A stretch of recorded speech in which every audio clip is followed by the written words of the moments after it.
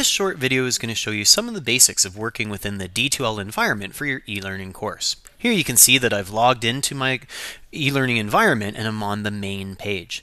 Within this main page there is a news item section. This will be global information that would be important for you to know as a student. Things like report card dates and exam dates. These types of messages will not necessarily be specific to a given course, but instead are things that we want all students to be aware of. Underneath you can see the My Courses section, and clicking on your course code will take you into your actual e-learning course. All of our e-learning courses are set up initially the same way. However, teachers have the ability to move things around and change things. And so while the windows may not be in the exact same location, their functionality will still be there. Each of these little individual tools are known as widgets. And so you can see I have a calendar widget, an updates widget, a news widget. The calendar tool will be used frequently by your teacher to give you deadlines and due dates.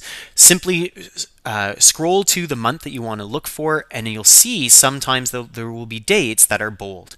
Those bolded dates means that something is on the calendar for that day, and clicking on that date will show you the event below so that you can see when you have something due. The news widget will have important news information that is course specific. This news widget is from your teacher, and so this will actually be information about the course relevant to the course. Once you've read through a news message, you can click on the little X icon to dismiss the message, and it will then disappear from your news. It's not gone forever, but it just helps keep things organized. As well, for any of these widgets, if you click on the downward arrow, you'll actually be able to close the widget so that it saves on some space and move everything else up on your screen. Please make sure that you regularly read through the news items. This is your teacher's most effective way of communicating to everyone in the class a consistent message. And the expectation is, as a student, you are reading through those messages to make sure you know what's going on in your course. The Updates widget, which is underneath the calendar, will provide you with information about emails that you might have in your inbox, discussion messages that you haven't read yet, Dropbox information when you get an assignment marked and evaluated or assessed. The information that it's there will show up here. It's basically a list to let you know what's changed since the last time that you logged in.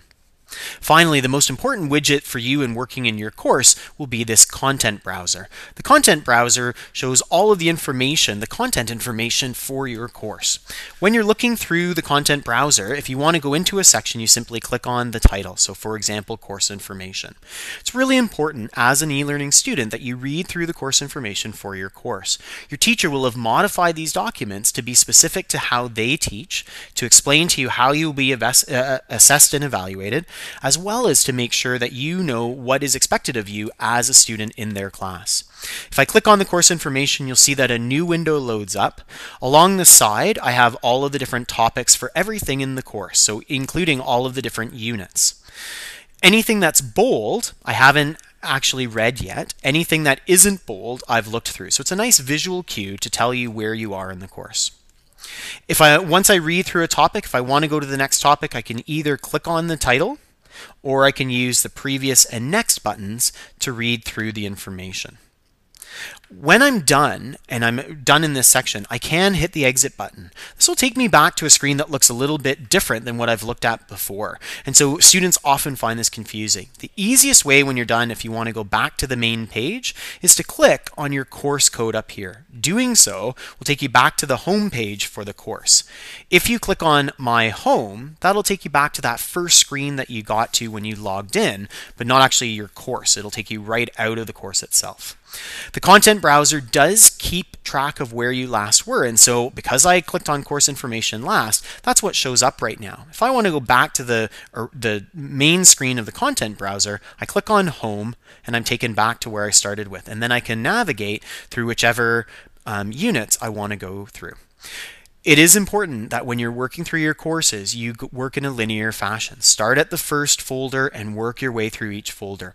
That will help you to make sure that you're covering all the relevant information. And don't leave anything unread. Often teachers are putting information into these sections expecting that you're reading through it all or looking through it all. Please make sure that you do that.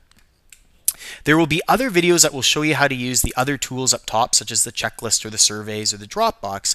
This was just simply an overview of how the actual content is organized within the D2L environment. Good luck with your upcoming course.